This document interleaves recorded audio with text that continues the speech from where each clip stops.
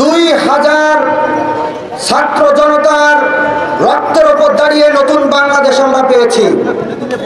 এই জুলাই গণঅভ্যুত্থান আন্দোলন আমাদের একার নয়, আমরা সেটা বলতেও চাই না। তবে জুলাই গণঅভ্যুত্থানে সামনে থেকে গণ অধিকার পরিষদের নেতৃবৃন্দরা এই ছাত্র জনতার সাথে কাঁধে কাঁধ মিলিয়ে এই আন্দোলন সংগ্রাম করেছে। সেই আন্দোলন সংগ্রামে গণ অধিকার পরিষদ এবং তার অঙ্গ সংগঠনের মোট 13 জন শহীদ হয়েছেন। আমাদের গণ অধিকার পরিষদের যে সকল সহযোদ্ধারা শহীদ হয়েছেন তাদের আত্মার মাগফিরাত কামনা করি এবং আমরা দৃঢ় কণ্ঠে একটা দাবি তুলতে চাই, যেহেতু রাষ্ট্র সংস্কার কিভাবে হবে বা আগামী জন আকাঙ্ক্ষার রাজনীতি কিভাবে হবে সেই উদ্দেশ্যে আজকের আলোচনা সভা। সেই রাষ্ট্র সংস্কারের প্রথম ধাপ হতে হবে 2000 ছাত্র জনতা যারা রাজপথে থেকে বাংলাদেশকে স্বাধীনতা এনে দিতে শহীদ হয়েছে, সেই সকল শহীদদের পরিবারকে সাথে নিয়ে তাদের মতামতের ভিত্তিতে আগামীতে যদি উপদেষ্টা পরিষদ বাড়াতে হয় সেই উপদেষ্টা পরিষদ নিয়োগ দিতে হবে।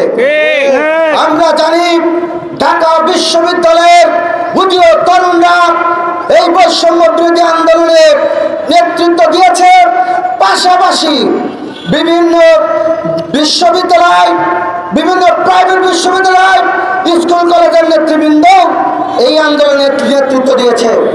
কিন্তু আমরা দেখছি প্রাইভেট বিশ্ববিদ্যালয় সহ বিভিন্ন বিশ্ববিদ্যালয় যারা গুরুত্বপূর্ণ ভূমিকা পালন করেছে তাদের মতামতকে উপেক্ষা করে এই উপদেষ্টা পরিষদ নিয়োগ দেওয়া হচ্ছে। আমরা জানি ইতিমধ্যে 3 জন উপদেষ্টা পরিষদ নিয়োগ দেওয়া হয়েছে। কোথায় আলোচনা বসে কাদের মতামতের ভিত্তিতে এই আলোচনা পরিষদে এই উপদেষ্টা পরিষদে নিয়োগ দেওয়া হলো? তারা বৈষম্য বিরোধী যারা বর্তমান ছাত্র আন্দোলনের নেতৃত্ব দিচ্ছে তারাই অধিকাংশ জানে না। সুতরাং এখানে সন্দেহের অবকাশ থাকে।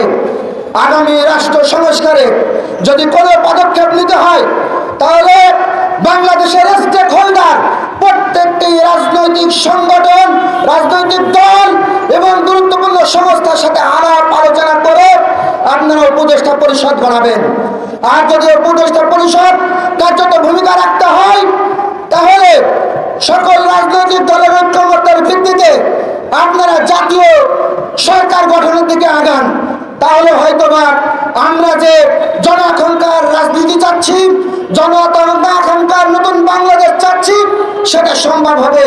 তা না হলে বৃহত্তর রাজনৈতিক দলগুলোকে মাঠের বাইরে রেখে, আলোচনার বাইরে রেখে যদি আপনারা গোপনে গোপনে আপনারা রাষ্ট্র পরিকল্পনা, রাষ্ট্র পরিচালনার পরিকল্পনা করেন তাহলে সেটা সফল হবে না।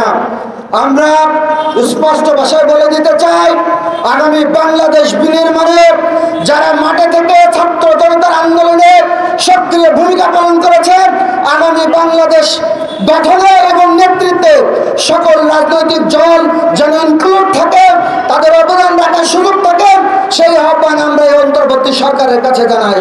গণ অধিকার পরিষদ যেভাবে অতীতেও জনগণের পাশে ছিল, জনগণের দাবি আদায়ের পাশে ছিল, জুলাই গণঅভ্যুত্থানের পাশে ছিল, ইনশাআল্লাহ